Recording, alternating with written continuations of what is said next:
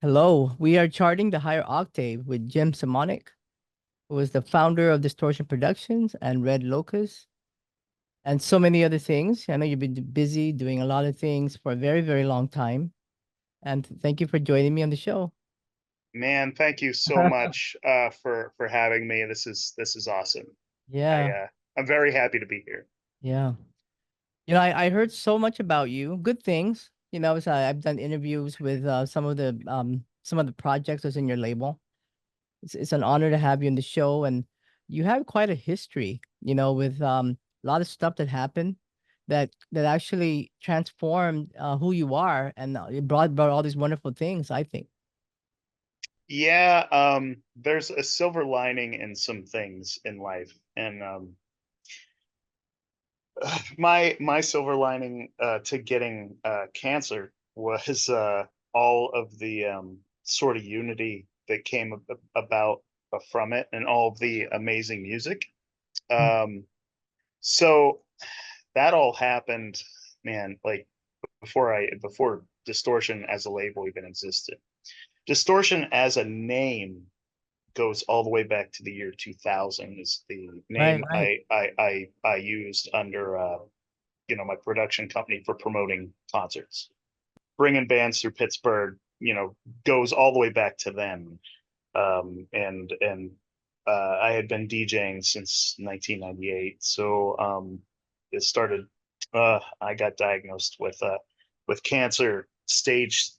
At the time, it was 2B, is what they said. 2B. That's how they staged it. Was now they said it was definitely a 3.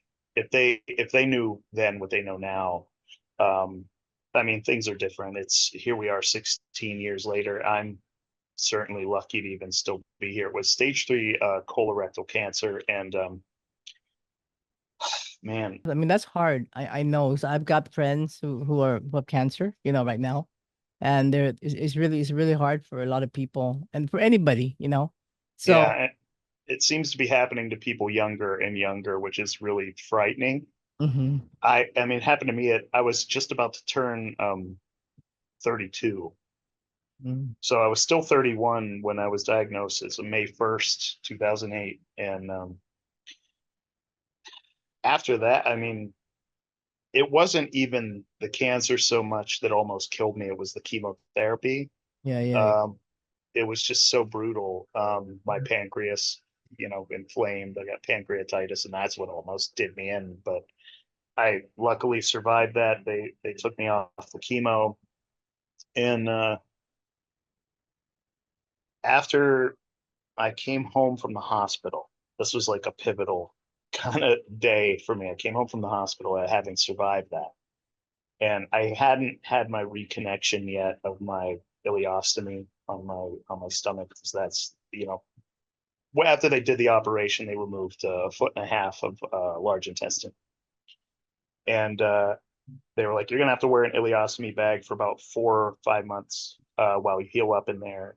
And so I still had that, but I came home from the hospital from the pancreatitis attack, and checked my email, and there was an email in there from Wade Allen from oh man, so many bands: Christ Analog, Atomica, Project, Chem Lab.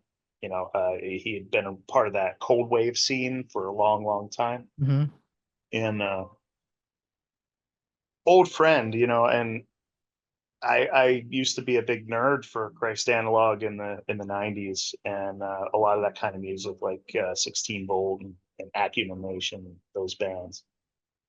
And so he basically said, "Hey, is that compilation thing that I heard about, a real thing? Like, are you still doing that?" And at that point, it was early 2009, so it was like January at that point, and I'm like, it's a thing that I want to do. I don't know if I have the strength to do it, and I don't know if I have all the, because at that point it was just, I was just contacting people who had promoted shows for, like the guys in Stromkern, or the guys in Acumen, and 16 Volt. But bands that were sort of like more towards the EBM side of things too, like Assemblage 23 and Interface and bands like that, Imperative Reaction, um, from that sort of side of the scene.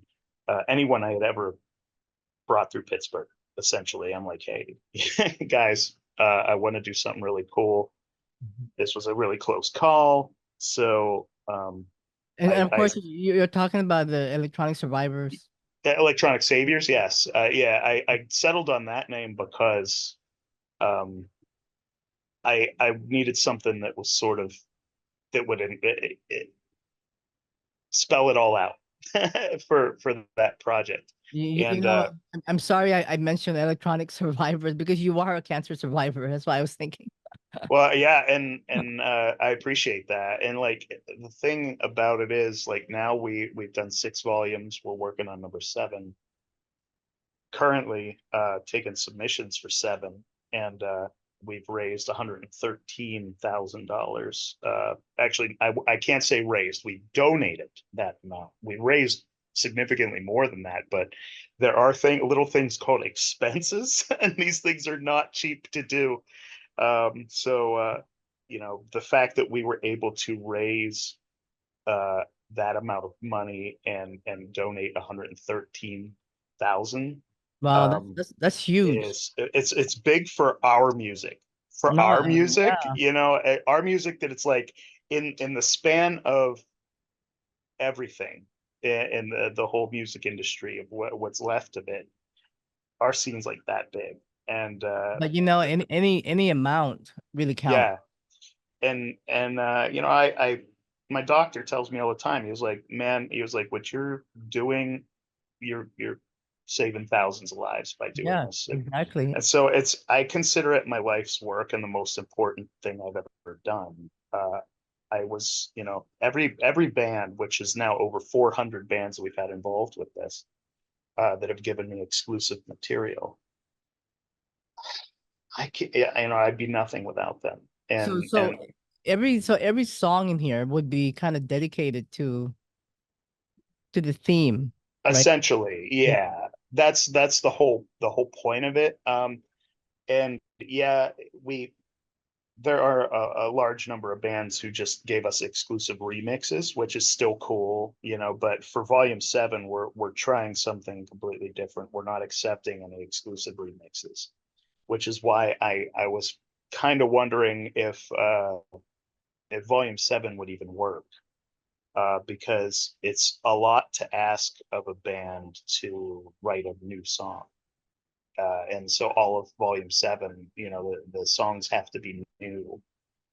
But we usually also ask for exclusives, and we're only asking for like a 2-year exclusivity on these songs. So we don't want to have them locked up forever.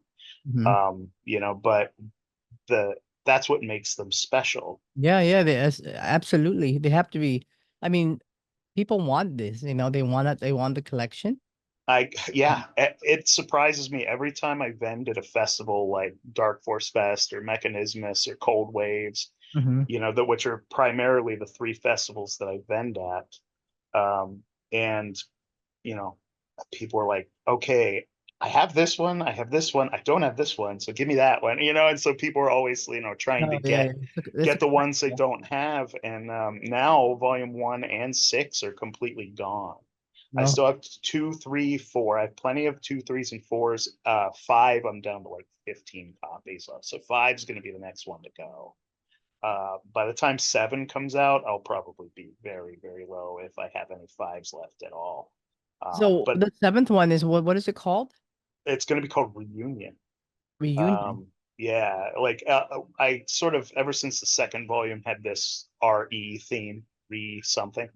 Like the second one was Recurrence, the third one was Remission. Remission, the Mhm. fourth one was Retaliation. Because the fourth one I was pissed off. The fourth one, I was at the point where I was so angry because some of my dear friends were being taken from me because of all of this, and I sort of it was a rallying of the troops, kind of. Yeah. And so when I got to 5, I guess the grief had set in. Um, Reunion. So five was the Remembrance, and for the I lost like that. ones, and I then really and like. then yeah, and then six was basically to be the last one, called Reflection, to like sort of look back uh, on all of them, and I had done one of these things every 2 years without missing a deadline, and I don't know how I pulled that off. So It's what month do you have a specific date that that you release it? Yeah, I try to do summer. Summer is my favorite time of the year, and so we had been doing June. So June 2025 is when I would like seven to be out, which is right in time for convention season. Um, and there's a very good chance that I could drop it super early at Dark Force Fest, but that's going to be dependent on if every band that said they would give me a track actually comes through. Um, so since you've been kind enough to ask me to be on here, do we have any kind of time limit on this? Like, I mean, do you have a place to be? Because I can talk about this stuff for hours, but I don't want to keep you, but I do kind of want to give you a special treat. I mean, Um, you go ahead. We have a. so What are you looking at? Like, okay, I only really talked about this at the panel at Dark Force Fest that I did. I basically revealed all the bands that are going to be on this. I haven't really talked about it since. So the only people that really know the bands that are going to be on this thing, or that have said yes and that they would give me a track before December, because that's when the due date is. It's December 31st. Um, I really only revealed it to those people that were at that panel. So how about how many would bands are there? um I probably have around 50 to 60 50 to confirmed. wow. Yeah. Do you want to So this album is going to be about what is the most you can have? I've had usually an Electronic Saviors main edition is usually 4 discs. And then I will do 2 bonus discs of material that is usually like lesser known or unsigned acts that are just like up and coming that just want to be part of the project. Uh, Bands from Metropolis, Distortion, Pop International, Armalite, and Out of Line, any of the major scene labels um, out there. So I'm gonna grab the list, and we're gonna do a rapid fire for you, the people watching this right now, Mhm. so that they can have a special treat for the bands that are going to be on this thing. All right. Um, so now I do have to preface this by saying there is a very good chance that some of these bands won't.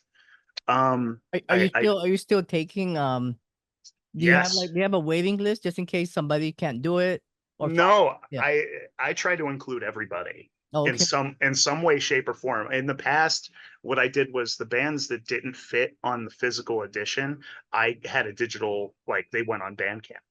Oh, okay. So they were still part of the project. It's just that we are limited in terms of space.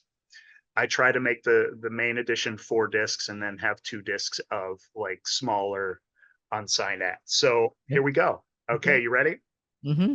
Okay. And this list is growing. I have 58 listed here. And I forgive me if I actually do miss somebody and do not have them written down. So okay. Cyanotic, Deathline International featuring Red Locust. That's going to be a collab track. Interface, Priest, Fleshfield, which I already got their track, so that's a definite. 16 Volt, Night, Stoneburner, Trade Secrets featuring Chris Connolly from Ministry. Mm-hmm. Wow. Amulet, Saphira V.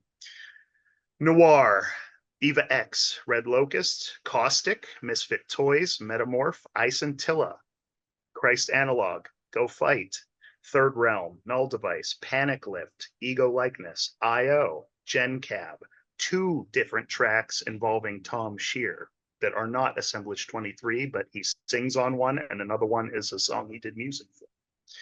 Dicro, Glass Apple Bonsai, Zentrifuge, Sensuous Enemy, Everything Goes Cold, G.W. Childs from Soil and Eclipse, Leather Strip, Monody, Mark Heel of Cubanate, Dog Tablet, Spider Lilies, Ashbury Heights, Unit Code Machine, Esther Black, Silver Walks, Emily Rohn and Jean-Marc Liederman have a project they do together.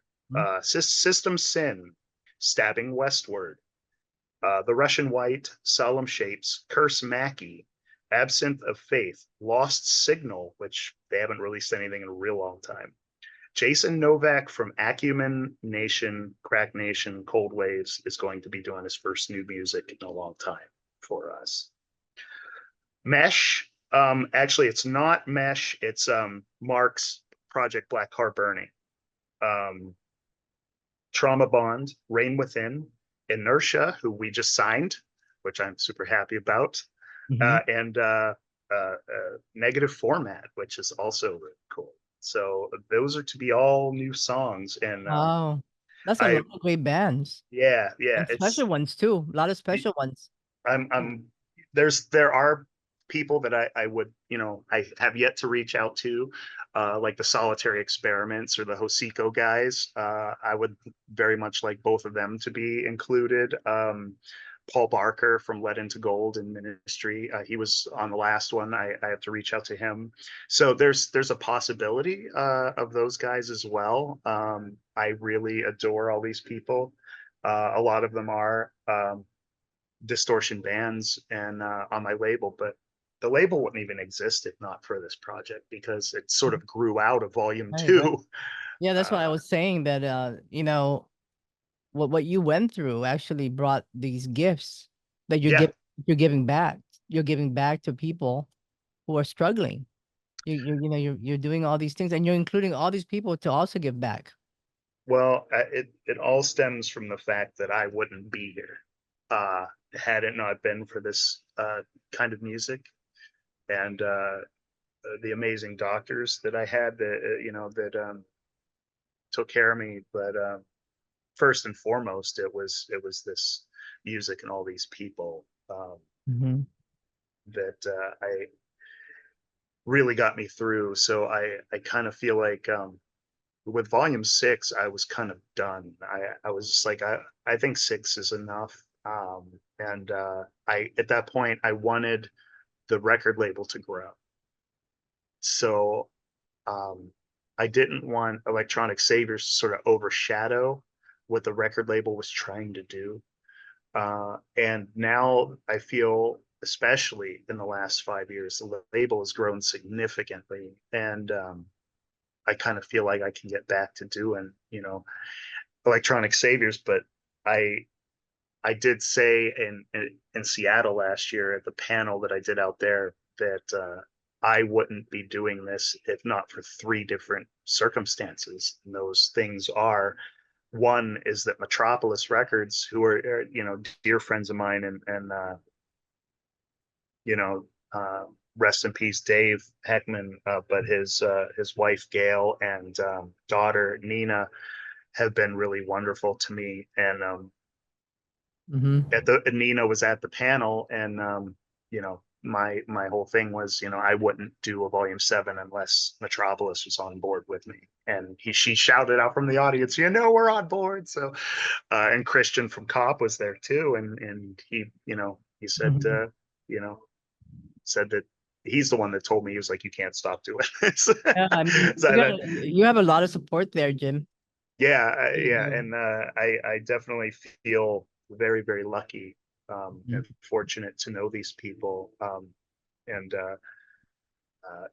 the second circumstance was, I didn't want to do a volume 7 unless I could get Jeff Confer and Samantha Johnson, the artwork, the 2 people who did the Yeah, artwork I on was gonna all ask you about the 6. artwork. The artwork. Yeah. I can't do it without those 2. Mhm. And all it took was 2 phone calls, and they both said yes. So that was, the second circumstance. And the third one was that if the bands could write new songs, and Yeah. that's the trickiest one, because I still don't know, how it's going to pan out. But the songs that I do have so far are pretty awesome. So, And the so thing with artists, right? Whether you're a musician or a painter, an artist, or any of those graphic designers, you like to give. You have this gift, and you have to create, right?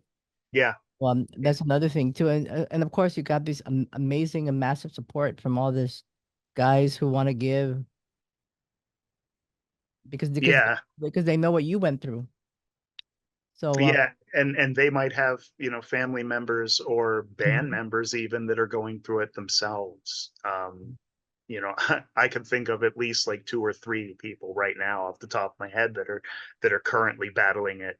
Uh, and I Yeah, mean, so this is for them. The unfortunate reality is that if you have the physical editions of the previous volumes and you look in the liner notes, I always kind of make sure that there's a lot to read in there. I always write an essay that pretty much catches people up on current events and what has been going on with the project. But we also accept testimonials from anyone who would like to write a project about their lost loved one, or and I always put dedications in there. And the sad reality of it is a lot of the people that I wrote dedications for are gone now.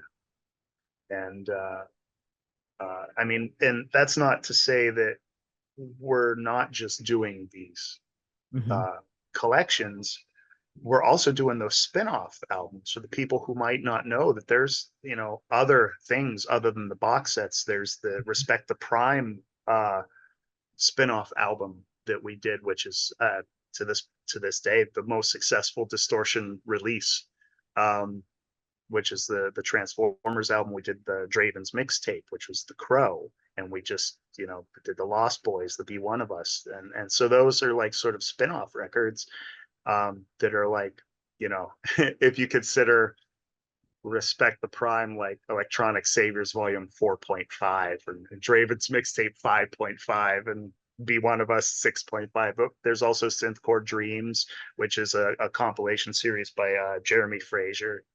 Uh, he put that together. I didn't have anything to do with compiling that, but like that's also under the Saviors banner. So mhm. we're always trying to do like keep it fresh, keep it innovative, keep it interesting. Yeah, Because and there's posters as well, right? yeah, there's Mhm. posters, there's Nice. t-shirts. I still have some t-shirts in varying sizes. Like I still have a volume 2 shirt down there in my basement. I think that's a large, I think. But yeah, I still have some XL volume 3s. I don't there's some 4s, 5s, and 6s of varying designs, but yeah, there are still some shirts that are orderable, uh, and from the Distortion site. But I take usually when I've been to you know concerts or conventions, I'll take everything. I'll bring everything. And Dark Force Fest, people just ate it up, man. Like Red Locust hoodies were the hot commodity there. So and usually when we do a hoodie, people love buying hoodies, and we Uh, don't have any Electronic Saviors ones right now, but there will be new ones for the next volume. and so the proceeds will be donated to the Foundation for Cancer Research and Wellness. No, no, that was the charity that we chose for volume 1. Oh, okay, okay, They were out of Harrisburg, and they worked with my alma mater, Penn State okay. University. At the time, we have not. Uh, I'm not even sure if they're even still a thing. That particular charity. The second volume we donated to Gilda's Club of Western PA Mm-hmm. and the Bone Marrow Foundation out of New York. The third one we donated to Gilda's Club of Western PA changed their name and they became Our Clubhouse is what they started going under. So volume 3 and 4 went to Our Clubhouse, and we also started donating to my surgeon, Dr. David Medich. He runs the colorectal cancer research department at Pitt University, Mm. University of Pittsburgh. So we donated the bulk of it there. And volume 5, we sent him more, but we also started working with CAP for Kids in Colorado. That's they have people that dress up like superheroes and go visit kids in the hospital. Mm. Which since I'm a huge nerd, was struck me as very near and dear. And we also started working with Darkest Before Dawn in Chicago, which is actually suicide prevention. It's not cancer research, but we actually, that's another cause that's near and dear to us. So we donated some money there. But I can tell you that volume 7, we have a new charity that we're working with right here in Wexford, Pennsylvania, called Young Adult Survivors United. And that is Stephanie.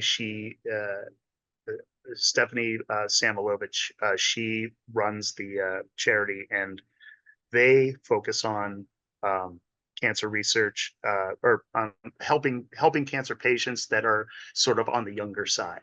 I think from anywhere from teenage years up till about mid 40s, and that's sort of what they focus on, and they are absolutely wonderful. So that's and we're also going to send more money to Dr. Medich at Pitt. So those are like the 2 places that I want to focus on for 7. So we definitely spread it around. Also, we donated a decent portion of funds to individual GoFundMe campaigns for people who were maybe going through cancer, couldn't afford their medical bills because they'd been out of work, didn't have insurance, or whatever reason. That was actually a very important thing to me because That's great. yeah, Yeah, yeah. that's wonderful. So like that's mainly what what that cause is all about. So I think I covered all bases there. No, no, no. Thank you for just enlightening me on all of these things, and you're waiting for the rest, and I'm sure when they hear this, they'll start giving it to you. I know before the deadline, and that. Yeah, I mean they've got until Christmas, so that's like 6 months. Yeah, yeah. I know, but that's great. I mean, I'm so glad you're keeping this going every 2 years, right? Uh, Yeah, yeah, and yeah. And seventh one, and I did tell Nina, I was like, do you realize if you're making me do 7, then that means I have to do an 8 and a 9. no, And I could be she was no. like, why? And she was like, it's not like Star Wars, it's not trilogies. I was like, well, no, but I did I remember this interview in the 90s when Jerry Seinfeld was on doing the talk show circuit because Seinfeld was ending, Hmm. and people were like, why did you stop at 9 seasons? And he said something that always stuck with me, and he said 9 is the Japanese number for completion. Mm. And I thought that was very cool. And so 9, I think, when I do volume 9, it would probably be around 2030, which would be the 20-year anniversary of Electronic Saviors. So I think that's probably the perfect time. So yeah, Okay, you guys are getting another trilogy of comps out of me. So great. uh So somebody who people that collect this probably have a whole collection, which is great, and I mean, you're keeping it going. You're bringing awareness yeah. to help fighting the cure to cancer, and that's a big deal. Well, I appreciate you saying that. I'm reminded every day that I had cancer. So trust me, I'm missing a lot of parts in my gut, and you know, a foot and a half of intestines, my gallbladder, they took a bunch of stuff. So I'm reminded every day of that. So I'll be at like a family get together at like Christmas or Thanksgiving or something, and if I have to vanish for, from dinner for a while, and they're like, "Oh, he still has those like stomach issues," and I'm like, "Well, it's not like I'm not Wolverine. I can't grow it back, like that. Those parts are gone forever. Which makes it very difficult to tour. Whenever I'm going out on the road and playing Red Locust shows in other cities, and I have like those 5 hour long drives where you have to know where every rest area is, not to be gross, but that's the reality of it. Mhm. Someone who deals with this kind of thing will tell you it's not easy. So I'm happy to sort of shift my focus from getting my mind off of pain I might have every day to listening to a new submission that rolled in.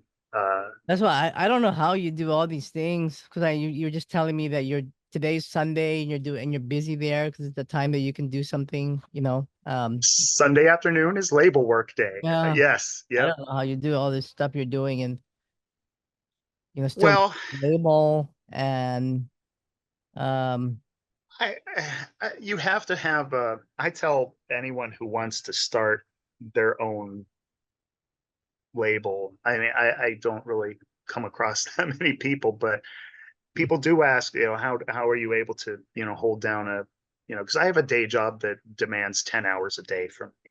I manage a record store, which, ties in with all the other things that I do, which is cool because I can sell my own stuff there, and, but that's 10 hours a day that I can't work on the label. I can't work on my own music.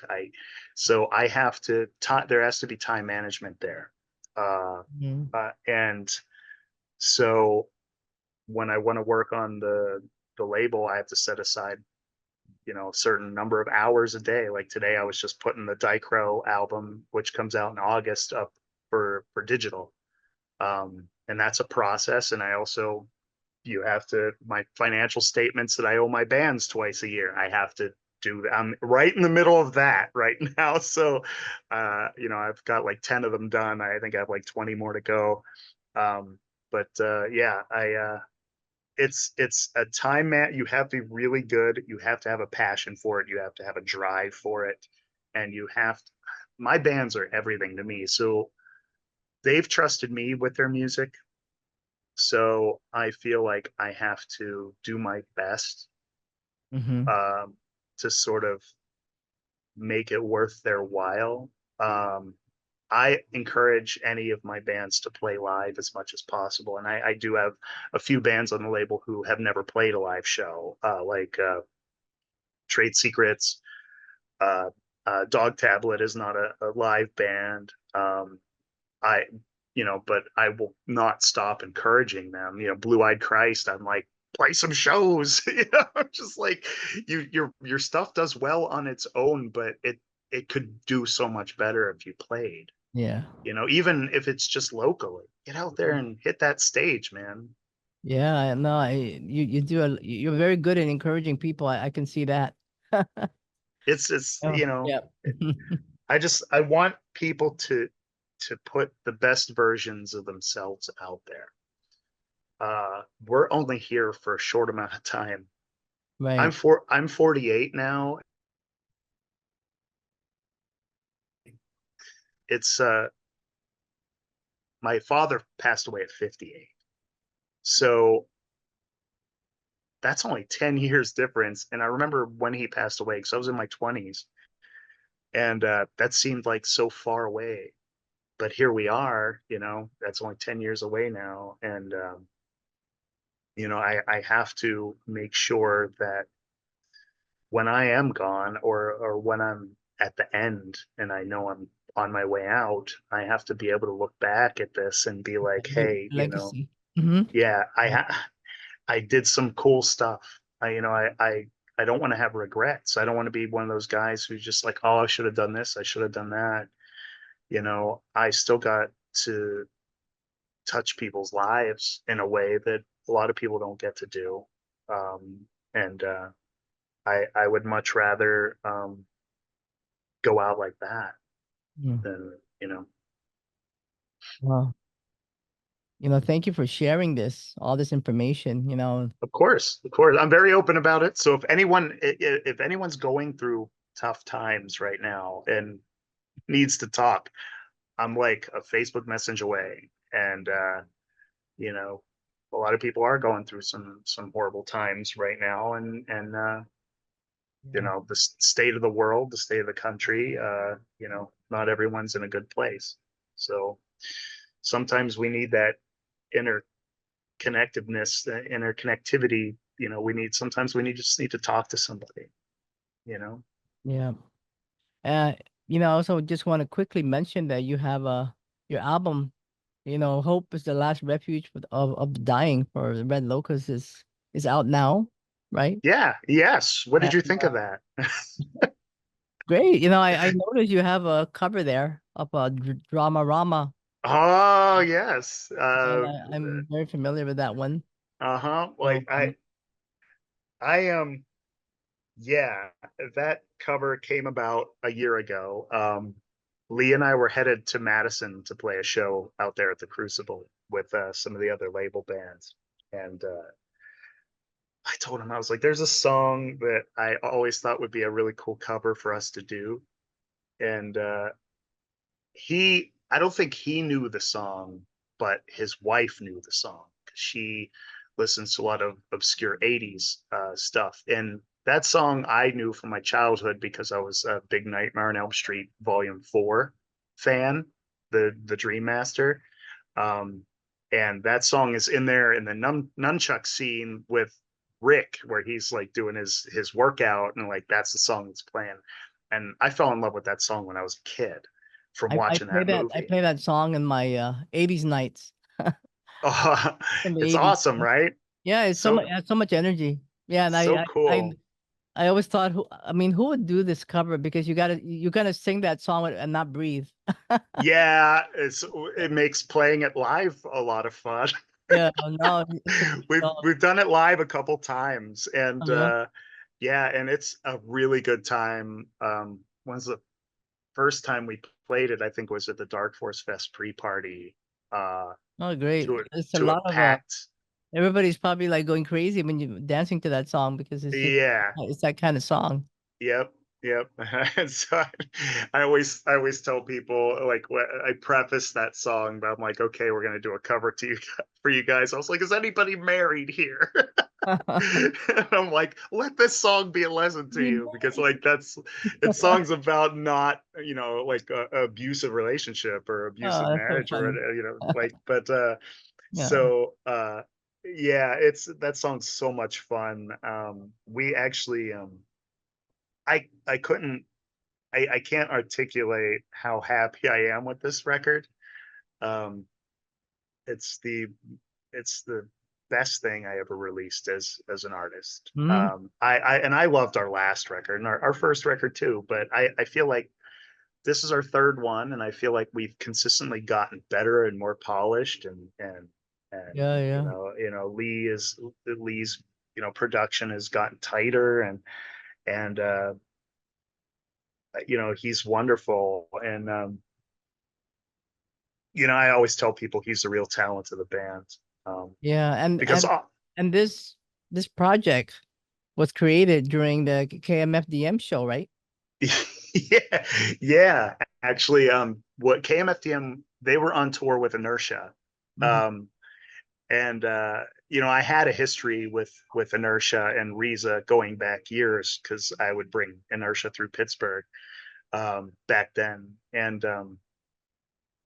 so I had known him, and that was my old band, Reinforced. We were on the WT2 label back in the 2000s, and so we had an opening slot on that show, and Lee and Dana had come to see Inertia play that show to Pittsburgh because they Lee lives on the other side of the state from me. He lives up near Scranton, but back then he lived in Lehighton, I think was the name of the town. But him and Dana came to the show, and after our performance, I was at the merch table, and he just came and started chatting me up. And I had met him like one other time or two other times. I think I brought FGF C820 to Pittsburgh. He was at that show, and then I ran into him again, I think in Philadelphia at the Tactical Sex show down there.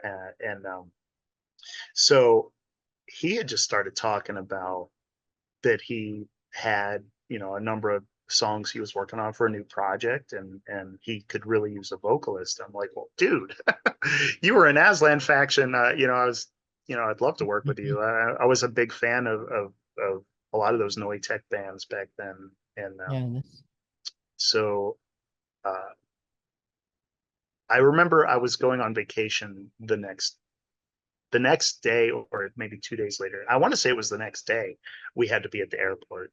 And I remember having my laptop on me and checking my email, and boom, 6 songs popped up from him already to work on. And I'm like, oh, he already sent me 6 tracks to work on. So that became half of our first album. And we want to be as visible, and it's hard in this scene now. It's hard to tour because expenses are so high. And both of us have jobs that it doesn't make it easy, to play shows. So weekends when we can go to other cities and play, we'll play anywhere that's reasonable to get to, that Mm-hmm. won't cost us an arm and a leg. Like, we loved playing Tampa, Florida last year. We played for the Communion After Dark people. They're big supporters of this album. Mark and Tom and that crew down there, they're fantastic. And Mm-hmm. they spoiled us rotten, man. They spoiled us rotten down there in Tampa. We played in DC, we played in Philadelphia, Madison, you know, Jersey, twice actually. Recently, we just played with Daniel Meyer's Destroyed project up there. Yeah, so this album, Hope is the Last Refuge of the Dying. I love the cover also. Oh, Byron, yeah, Byron Winton did the cover art. He Beautiful. uh he did our first album, and he did all the reinforced stuff too. So he's been an old friend for a long, long time. Amazing artist, and a Yeah, it's, great guy. Yeah, yeah. so Oh, he knows what he's doing. yeah, For yeah, it's really sure. nice. So this album is out now, and they can find it on Distortion Productions, right? Yep, Mm. yep. It's a Yeah. physical CD, and digital everywhere. If people want vinyl, they got to speak up, Oh yeah. because we are getting into doing some vinyl releases. Like, we did Glass Apple Bonsai, and we're going to do one for the Russian White, but Yeah. people got to buy them because it's very expensive to do vinyl. And I'm like, Mhm. if you guys want vinyl releases, you have to buy the ones that we're doing, because yeah, otherwise I'm not going to bother doing more. Yeah. I don't want to be stuck with these things that are, just going to be Mhm. sitting in my basement. And Yeah. what I don't I like I ask bands all the time, are that I know of, that tour constantly. I'm like, how do Mhm. you tour? How do you tour in the summer with vinyl? How do you make that work? Because, especially like right now, it's like 90 degrees here in Pittsburgh, and vinyl is very volatile in the heat. You got to be really careful. So, like, I'm just wondering, like, if you're traveling with a U-Haul, like, how do you deal with that? Like, you have like a box of vinyl that you have to be really careful. You can't let it sit in there. It's just gonna warp. So yeah, I always think about that. Like, whenever I'm doing these one-off shows, be very careful with your vinyl. We did an AMT Air Park. That's Klaus from Leatherstrip. We did a vinyl for them, several years ago. I still have some copies of that. We did a Respect to Prime vinyl. So if you Mhm. guys want more vinyl releases, we'll do them. I would love to do a Red Locust vinyl, but it has to make sense. If So how do people can they okay, so I see it in Bandcamp as well, but also in your Distortion Productions, right? Yeah, yep, yeah. The distortionprod.com is the website. I get all of our stuff there. Most things from there are on each individual band's Bandcamp page too, like the Glass Apple Bonsai you can get there. It's a great record. Yeah. Yeah, yeah, Daniel Yeah. did a great job. I don't So, know if you heard my interview with Sashka from acclaimed FDM. Now I'm just thinking about him. Yeah. oh, I have not. No, that's cool. Yeah. So that was a lot of fun. But thank you for sharing your story. Of Um course, it's my pleasure. and of course the again next year it will be released, right? Electronic The Electronic Savior 7, June of 7. 2025 is the And that's the plan. aiming. That's the aim for that. Yeah, like I will know more in January. When January comes and I look at what I have, uh, I will have definitely more of an idea if it's going to happen or if I'm going to cancel the thing altogether Oh, because no one. don't cancel. Uh, well, I mean, Keep it going. it's always a possibility because like Well, if people don't come through and they're like, hey, I got to pull out of the comp, I didn't have time to write a track or whatever like that, I'm just like, hey, I get it, people are busy, that's why I give people a year to write something. I'm like, okay, you guys got a year to do something so that when January comes around, it's kind of hard to believe that you didn't have time to write one track. mhm. So I don't know, but Okay, well, yeah, we'll make sure this goes out so that people will not cancel and just get it going. Send yeah, yeah. send you their I music, and so you these can get this going. it's going to be tremendous if it happens. So we'll get the artwork reveal probably February, March is usually when we do it. Then we always have the pre-orders are usually up around the same time, and then when we actually get the compilations, which is always a month or two before street day, I Mhm. always send pre-orders out early. I want people to have it in their hands as soon as they can. People who buy it digitally, they have to wait until the actual street date. Okay. So I always try to reward the people who are still buying physical media, uh, because you know, I'm not going to go on a rant to you about how much I hate Spotify and how much it's taken over the world. So, Well, we'll make sure that it best gets way to out support there. if you, Yeah. yeah, Thank like you the best way to support a label or a band is to buy their support the stuff from music. Bandcamp. Right, right. Yeah. For sure. All right. Well, thank you, Jim. Thank you so much. Pleasure to have you in the show. Thank you for sharing all of this information. And My pleasure. Thank you so much for having me. right, I hope I didn't go on too long. don't worry about it. It's okay. Okay.